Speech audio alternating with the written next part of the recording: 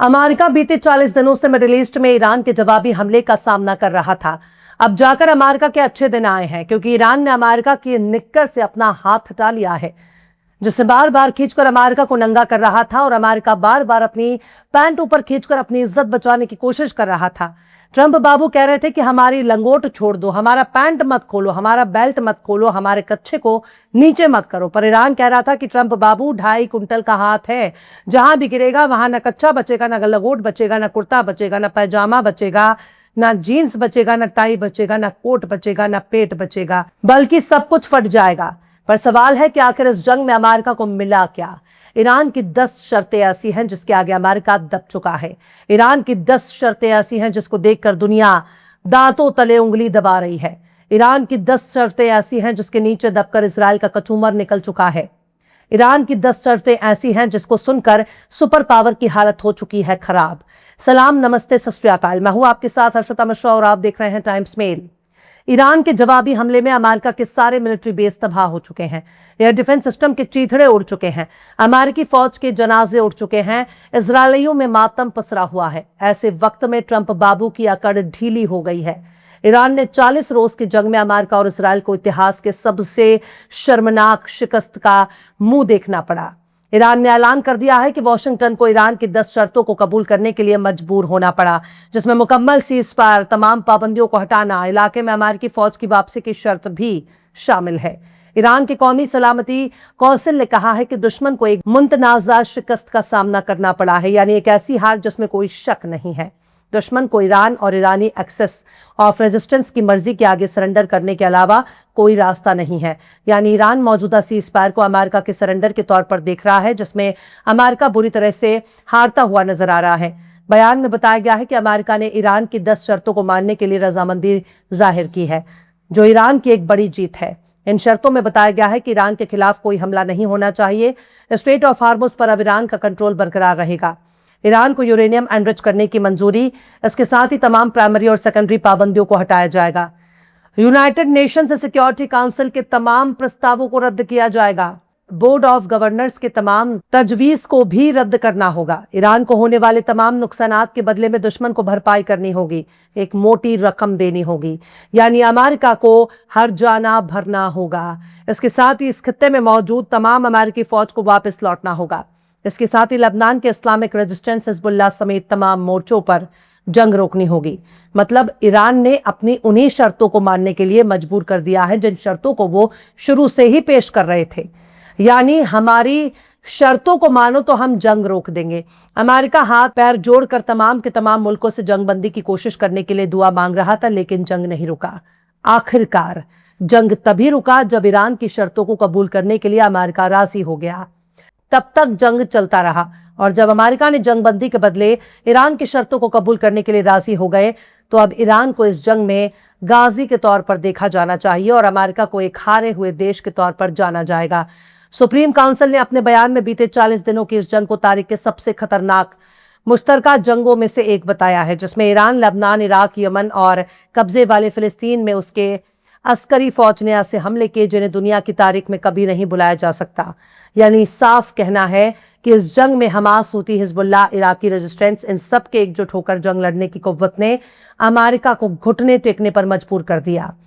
Supreme council ने अपने बयान में कहा है कि ईरान और उसके मुसल्लह तंजीम ने खित्ते में अमेरिका की फौजी कुव्वत को तकरीबन पूरी तरह से खत्म कर दिया है।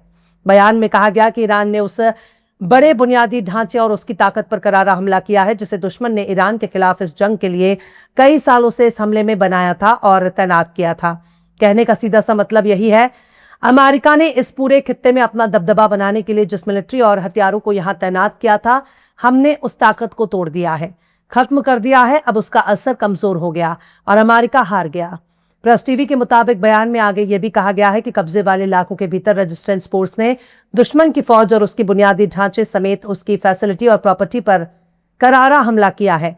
बयान में यह भी कहा गया है कि दुश्मन के अहम मकासद में से कोई भी मकसद पूरा नहीं हुआ, बल्कि जंग शुरू होने के तकरीबन 10 दिनों के बाद ही दुश्मन को एहसास हो गया कि वो इस जंग को जीत नहीं सकता। इसलिए दुश्मन ने अलग अलग तरीकों से ईरान से राब्ता कायम करने की कोशिश की ताकि सीज फायर किया जा सके। यानी ट्रंप बाबू ने जंग शुरू तो कर दिया, पर उन्होंने सोचा ही नहीं था कि ईरान उनको इस तरह से मैदान छोड़कर भागने पर मजबूर कर देगा। ईरान के जवाबी हमलों की वजह से अमेरिका और अमेरिका की फौज के पांव मिडिल ईस्ट से उखड़ गए। यहां तक कि कब्जे वाले फिलिस्तीन यानी अमेरिका के कठपुतली इजराइल में ईरान और उसके मुसल्ला ग्रुप ने जबरदस्त तबाही मचाई, जिसके बाद 10 दिनों के भीतर ही अमेरिका को यह एहसास हो गया कि उसने गलत जगह पर हाथ डाल दिया और अब उसका हाथ जल रहा है। लिहाजा इस जंग में अगर कोई गाजी नजर आ रहा है तो उसका नाम है ईरान। फतह का ऐलान करते हुए ईरान ने अभी भी सावधानी बरतने की सलाह दी है, यानी ईरान को अभी भी अमेरिका और इजराइल पर भरोसा नहीं है। वो दुश्मनों के इतने हमले झेल चुका है कि वो उन्हें भरोसे के लायक नहीं समझता। लेकिन इतना तो साबित हो गया है, अब अमेरिका और इजराइल ने हमले की हिमाकत की तो ये जंग पहले से और ज्यादा खतरनाक होगी। अमेरिका पर तो थोड़ा बहुत भरोसा किया जा सकता है, लेकिन इजराइल इस सीज़फायर को मुकम्मल नहीं होने देगा। वो जरूर हमला करेगा और सीज़फायर को तोड़कर रहेगा, क्योंकि गजा से लेकर लेबनान, लेबनान से लेकर सीरिया, हर जगह पर इजराइल की हरकतों को दुनिया ने देख लिया है। लिहाजा भले ही जंग बंद हो गई हो, पर इजराइल पर भरोसा नहीं किया जा सकता। कौमी सलामती काउंसिल ने अपने बयान में ईरान के तमाम लोगों को इस जीत की मुबारकबाद पेश की है। ईरान ने तमाम लोगों से यकजहती बनाए रखने की अपील की है। ईरान के जरिए से इस बार का यह ऐलान ट्रंप के उस बयान के कुछ घंटों के बाद आया है, जिसमें ट्रंप ने कहा कि ईरान पर बमबारी और हमले को 2 हफ्ते के लिए सस्पेंड कर दिया गया है, बशर्ते ईरान हॉर्मुज को फिर से खोल दे। अपने सोशल प्लेटफॉर्म पर ट्रंप ने कहा कि वो 2 हफ्तों के लिए ईरान पर बमबारी और हमलों को सस्पेंड करेंगे। इस फैसले को ट्रंप ने 2 तरफा सीज़फायर बताया है। इससे पहले ट्रंप ने धमकी दी थी कि अगर ईरान उनकी मांगे पूरी करने में नाकाम रहता है तो आज पूरी रात तहजीब का अंत हो जाएगा। पूरा एक तहजीब अमेरिका मिटाने की धमकी देने लगा। ट्रंप का बयान निहायती भड़काऊ और काबिले एतराज था, जिसकी वजह से दुनिया भर में किरकिरी होने लगी। कई लोगों ने इस धमकी की पुरजोर अल्फाज में मजम्मत करते हुए इस धमकी को कत्लेआम, जेनोसाइड करार दिया और कहा कि एक खतरनाक वॉर क्राइम के बराबर है। ईसाई मजहबी रहनुमा पोप लियो 14 ने भी इस धमकी को नाकाबिल कबूल करार दिया, जबकि अमेरिकी सांसदों ने ट्रंप की बयानबाजी को बिल्कुल गलत बताया।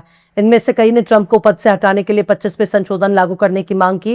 ईरान के विदेश मंत्री सैयद अब्बास अराक्ची ने इस जंग में मीडिएटर किरदार अदा करने के लिए पाकिस्तान का शुक्र अदा किया। पर सबसे बड़ी बात यह है कि इस जंग से अमेरिका किस मकसद से आया था, क्या करने आया था, क्या हासिल करना चाहता था और वो क्या लेकर जा रहा है। वो बड़े बड़े अपने मिलिट्री एयरक्राफ्ट लेकर आया था जो ईरान के आसमानों में धूल फाकने लगे। वो बड़े बड़े जंगी जहाज लेकर आया था जो समंदर में गोते खाने लगे। वो अपनी बड़ी फौज लेकर अपनी ताकत दिखा रहा था जो अब लौटने के लिए बेबस हो गई। वो अपने फौजियों को मिडिल ईस्ट में एक बड़ी ताकत समझ रहा था, जिनके ताबूत वॉशिंगटन पहुंचने लगे। ईरान ने अमेरिका को कहीं का नहीं छोड़ा, या फिर यूं कहीं कि ईरान ने ट्रंप बाबू को गधे पर बिठाकर मुंह काला करके मिडिल ईस्ट से विदा कर दिया। और अमेरिका फिर से अगर ईरान पर हमला की कोशिश करेगा तो ईरान जबरन उसका खतना भी कर देगा। फिलहाल इस खबर में बस इतना ही। यह एपिसोड आपको कैसा लगा कमेंट बॉक्स में जरूर से बताइए। पसंद आए तो लाइक करें, शेयर करें और बेबाक, निष्पक्ष, स्वतंत्र पत्रकारिता को सपोर्ट करने के लिए हमारे चैनल टाइम्स मेल को जरूर से सब्सक्राइब करें और बेल आइकन की घंटी वाली बटन जरूर से दबा दें ताकि आपको हमारे आने वाले नए वीडियो की नोटिफिकेशन फौरन ही मिल जाए।